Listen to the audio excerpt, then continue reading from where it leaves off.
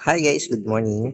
Ang ituturo ko sa inyo is kung paano baguhin ang VLAN ID sa ating Luigi, which is yung mga nag-upgrade ng aking firmware. So, hindi ko na patatagalin. Start na tayo. Ngayon is na-connect na ako kay RG Admin. Then, access natin si Luigi, kanyang default IP, 192.168.110.1. Okay, same as yan sa pinaka-stock. So, ito yung ating, balik ko muna sa overview. Yan. Kapag nag-login ka sa ating Luigi, ito yung una mo makikita. Ngayon, proceed tayo sa pag-change ng ID ng VLAN. Punta ka lang dito sa network, interface.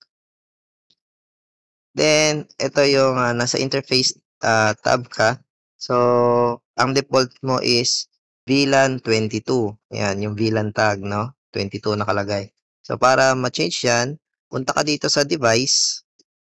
Then, hanapin mo yung BR VLAN. So, nasa pangalo siya sa list. Then, click mo yung configure. Then, dito, click mo yung bridge VLAN filtering. Then, dito, makikita mo yung VLAN ID na 22.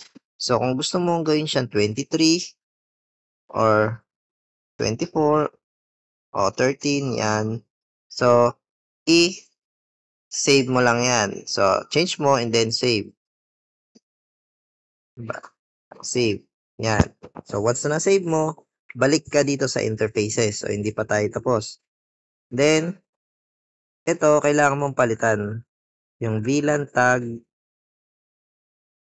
gawin mo siyang 13. So, click mo yung edit.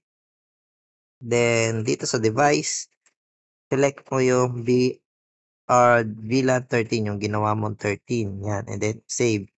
Then, kung kayo ay may local IP ibang setup ko is wala ito.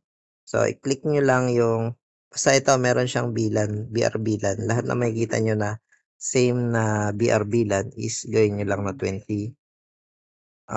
Kung ano yung binago nyo, no? Yan. So, select mo rin yung VLAN 13. Then, save. Once save mo na yan, so, nakikita mo, no? Interface has one pending changes. Same dito sa VLAN tag, no? So, kahit nag-save ka, hindi pa rin yan nakasave. Baga, per temporary save lang yan. So, all you need to do is, punta ka sa pinakababa, scroll down, makikita nyo dito sa baba is, save and apply. So, click nyo yung maliit na arrow, then, select nyo yung apply and check. Then, click apply. Yan. So, once na mag-done na yan, ayan, configuration changes, applied, naka-VLAN 13 na kayo. Ayan o.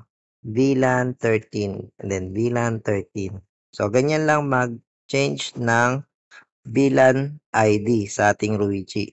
So, next video, ituturo ko naman kung paano magpalit ng SSID.